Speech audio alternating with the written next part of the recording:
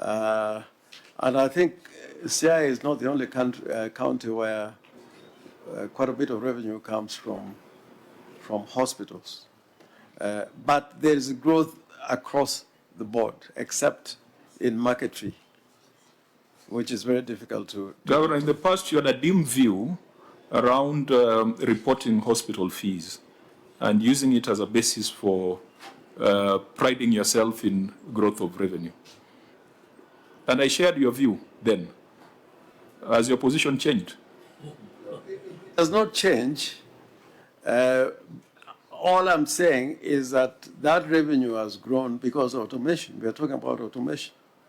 And not because more people are getting sick? No, not at all, not at all. In fact, if you look at the numbers of people coming to hospitals, there's no phenomenal growth that will reflect this growth of nearly 100% of revenue.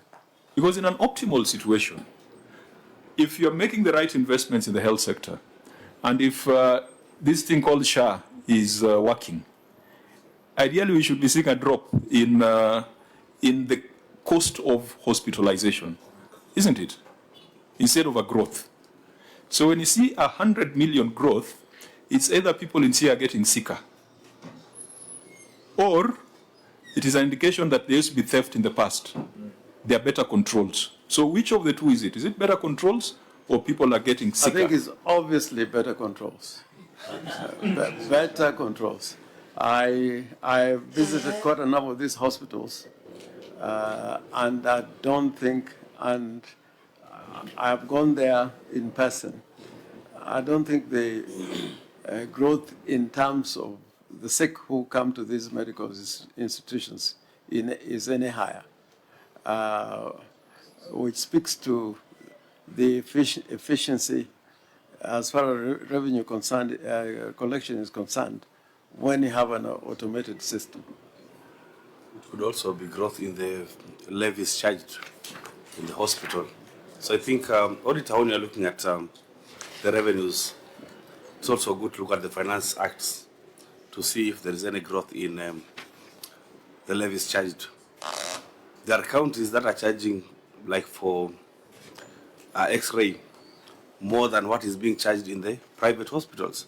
So I think all that analysis should be seen within the realm of levies charged, better controls, and maybe increase, as she is saying, of sick people.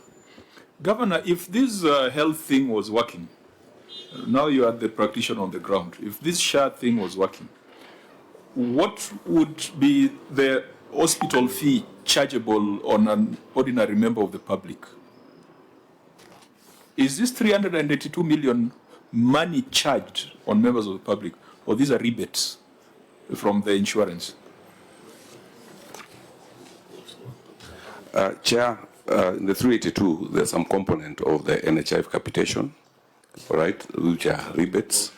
And then there is also the charges that we charge there. That, if you look at that 23-24, because SHA came in October last year, is when it effectively got in. Now, if you do the comparison of 24 and then you go to 25, you will see the charges for the hospital as substantially reduced, almost around 89 million. But for the SHA, it has gone up. Now, for the SHA, there are two components, what has been paid and also what we are claiming that has not been paid. But a huge component of that you'll find is also NHIF capitation and also the facilities charges. But they are still user fees? They are still user fees. Senator Morgan. No, you have not answered the question. Yeah. Are the people of Siaya benefiting from the SHA card? Like, do they walk to a hospital as a one-stop shop, do consultation, you prescribe medicine, and they get medicine over the counter from the hospital? Can you tell us that the people of Siaya are getting value for money? Chair, from Siaya, yes, in terms of one-stop shop, it is there. I'll give you, for example, the incidences for this financial year. Total, what you have claimed from SHA is 289 as at the end of May, 289, out of which around 110 million is what has not been paid. But in terms of improvement, what you can see, SHA, when it started, it had a teething problem. But over time, it has started improving, and where people in SHA are able to get their services in proper. Through the chair, I thought your statistics should tell us that we attended 800 patients, and all these patients they consulted the physicians or the doctor, we prescribed medicine, and they got medicine from our government pharmacy. I mean, if you give us those statistics, that's when we'll be able to conclude and say, yes, it's working. Because the numbers here suggest that the breakdown you're talking about, out of your 382 million, 199 million was user fees. Almost 200 million paid as user fee.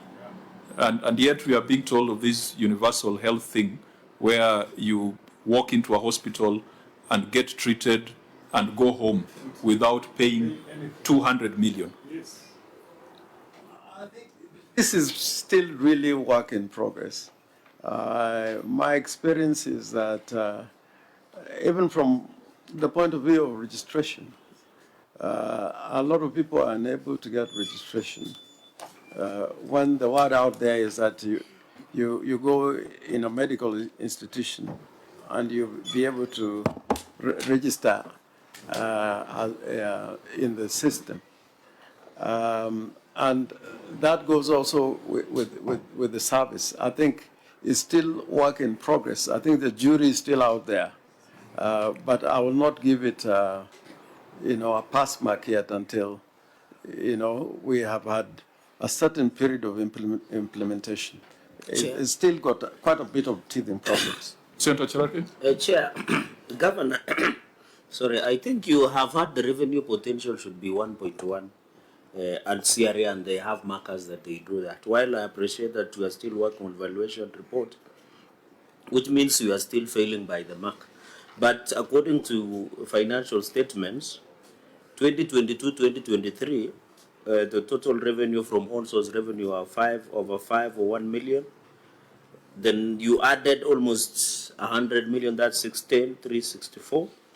So I am looking at the collection. I've heard you saying you have challenge with market fees, but the difference is that in the 2022-2023, you collected more at 32.7 million, but in 2023-2024, it fell by a difference of 2 million.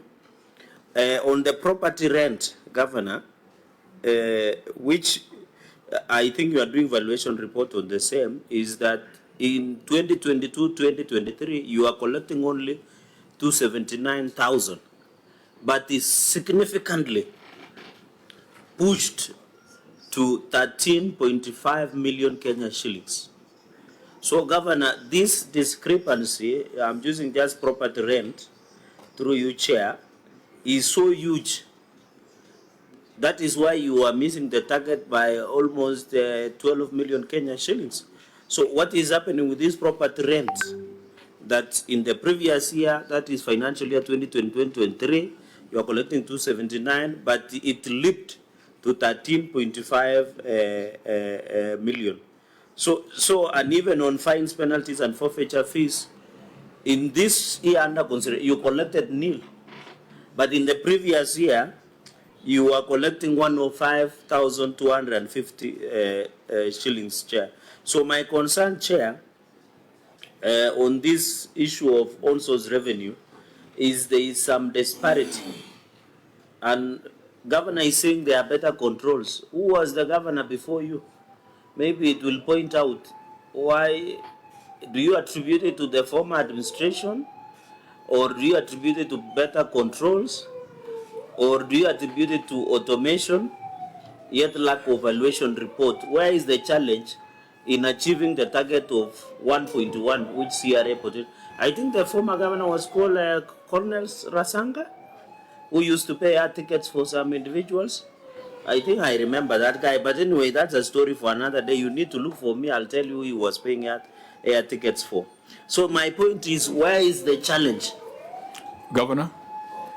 Governor, and be precise because we have another meeting in the afternoon. We need to adjourn I this think meeting. that's a wide and varied question. We have had challenges because a lot of our properties that are county properties, they are not registered. They do not have title deeds. They are on county land or government land, but they're not registered. So we enter into frequent disputes with tenants. The other thing that we resolved is that we had some dispute with the National House Corporation. They own some houses. We own some houses which were essentially at the beginning built by them. So in a period where we said we need to agree on what they owe us and what we owe them. And recently we have come up with a figure. I think National Housing Corporation owes us more money than we owe them. Once that debt is settled, the figures that you're talking about would look a little bit better. But we went slow on them because we welcome a major construction they're doing in Sia, which they have commissioned, worth over 200 million shillings. But in Sia, the challenge has been a lot of houses don't have titles, and tenants, when they come, and if they're the county government officials, they tend not to pay. And since they are staffs, sometimes we find it very difficult to evict them. But although we should deduct some of those rents from their salaries, but when they have a lot of deductions, sometimes. But Chair, the governor has enforcement as carries. Why don't we enforce? Like KRA, if you don't pay, they come for your neck. That we don't want to do. Or it's also political. We want it to be a matter of duty, Yes. for people to pay tax. Using non-revenue enforcement officers Yes. can also have a lot of challenges. I think the Kibaki magic was a little bit better. Appeal to the taxpayers or those who should pay to pay instead of taking. So what, Chair, through the Chair, Governor, we want to assist. So if I stay in a house in Siaya and I am an employee of Siaya County Government, your officers will just come and babysit me and tell me, please pay. If you don't pay, how will we achieve this target of collecting rent? Why don't you even, I know you have the county attorney, which your sister has in passing the County Attorney Act. Why don't you even issue eviction orders for some individuals who don't want to pay? Because if they don't pay, you don't have money to maintain those houses. You don't have also revenue to maintain public utilities and amenities within Siaya town or within the municipalities. What is the long-term strategy? Because my worry is in the previous year, 2022-2023, you are collecting 279,000 according to your receiver of revenue. It jumped to over 13-point-something million Kenya shillings. How will you? And then finally, are you working with other government agencies like Ministry of